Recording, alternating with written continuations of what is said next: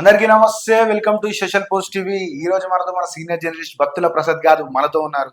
అయితే ఈరోజు ముచ్చట ఏంటంటే one of the best movie మన తెలంగాణ ఆంధ్ర రెండు స్టేట్లలో ఊపుతున్న సినిమా కోడ్ సినిమా. ఆ ఇద్దరు పిల్లల యాక్టింగ్ కూడా చాలా క్రేజీ ఉందని చెప్పి బయట టాక్ నడుస్తుంది. దానికి మన ప్రొడ్యూసర్ ఎవరో కాదు, మన న్యాచురల్ స్టార్ నాని. అయితే సినిమా గురించి మనతో మాట్లాడడానికి మన ముందుకు వచ్చారు మన సీనియర్ జర్నలిస్ట్ గారు. నమస్కారం సార్. నమస్తే సాయి. సార్ ఏంది సార్ మొత్తం సినిమా అంతా క్రేజీ నడుస్తుందంట, ఇక్కడ చూసిన కోట్ కోట్ కోట్ కోట్ కోట్. అసలు ఏంది సార్ సినిమా, ఏంది అసలు రియల్ స్టోరీయా, అసలు దేని గురించి తీసేది? అంటే ఈ మధ్య కాలంలో జరుగుతున్న కొన్ని పరిణామాలు, కొన్ని ప్రేమ కథలు, వాటి మీద మంచి కరెంట్ సబ్జెక్ట్ తీసుకున్నాడు డైరెక్టర్ నాని. ఒక హీరోగా చేస్తూ అతను ప్రొడ్యూసర్గా మారి ఈ సినిమాను తీయడం అంటే కథలో ఎంత దమ్ముంటే అతను అలాంటి ప్రయత్నం చేస్తాడు. కథను నమ్ముకొని దర్శకుడు రామ్ జగదీష్ తన మొదటి స్టెప్ మంచి కథ తీసుకొని వస్తే ఎప్పుడైనా సినిమాలు ఖచ్చితంగా ఆడతాయి అనేదాన్ని మరోసారి నిరూపించాడు. థియేటర్లో జనం రావట్లేదు అంటే కథలో దమ్ముంటే ఖచ్చితంగా వస్తారు అని నిరూపించిన సినిమా ఇది. నిన్న సినిమా ప్రముఖులు చాలా మంది సినిమా చూసి బాగా అభినందించారు దర్శకుడిని. మన కె రాఘవేంద్ర రావు అయితే స్టేట్మెంట్ ఇచ్చాడు, అద్భుతమైన స్క్రీన్ ప్లే ఇది అని. ఇలాంటి సినిమాలు రావాలి. ఇప్పుడు దాని కథాంశం మీద చెప్పమంటావా, ఇద్దరు ఒక పేదింటి కుర్రాడు, బాగా డబ్బున్న అమ్మాయి ప్రేమలో పడతారు. డబ్బున్న వాళ్ళు ఏమని చేస్తారు కదా, ఈ మధ్య పరువు హత్యల్లాగానే దాంట్లో ఇది ఒక కోణం అనుకో. అది పరువు హత్యలు ఎట్లా జరిగింది, మారుతిరావు, అమృత, మొన్న కరీంనగర్లో ఏదో జరిగింది. వీళ్ళంతా ఏం చేశారు, చంపేశారు. చంపకుండా ఇందులో ఏం జరుగుతుందంటే ఫోక్సో చట్టం, అది చాలా బలమైన కేసు. అది చెప్పాల్సి వస్తే అన్ని మహిళలకు అనుకూలంగానే ఉన్నాయి చట్టాలన్నీ. అందులో ఈ ఫోక్సో అనేది చాలా ఇది.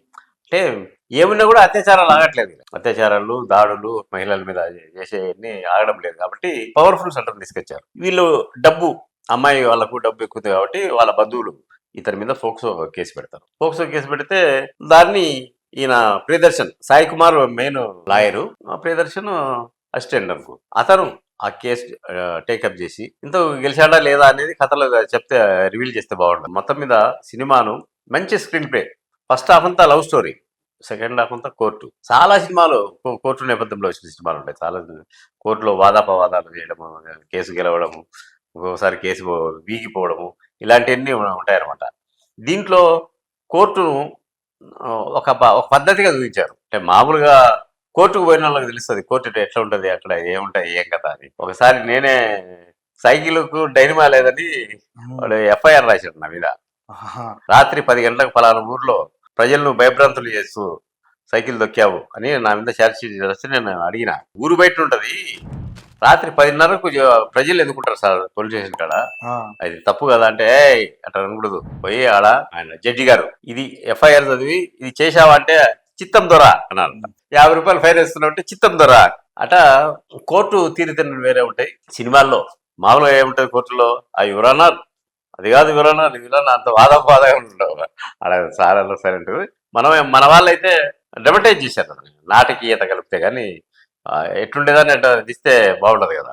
అందుకని నాటకీయత కలిపి ఏదేమైనా కూడా ఒక మంచి కథాంశాన్ని ఎందుకొని, చట్టాలు ఈ విధంగా ఉంటాయి, లా ఈ విధంగా ఉంటుంది.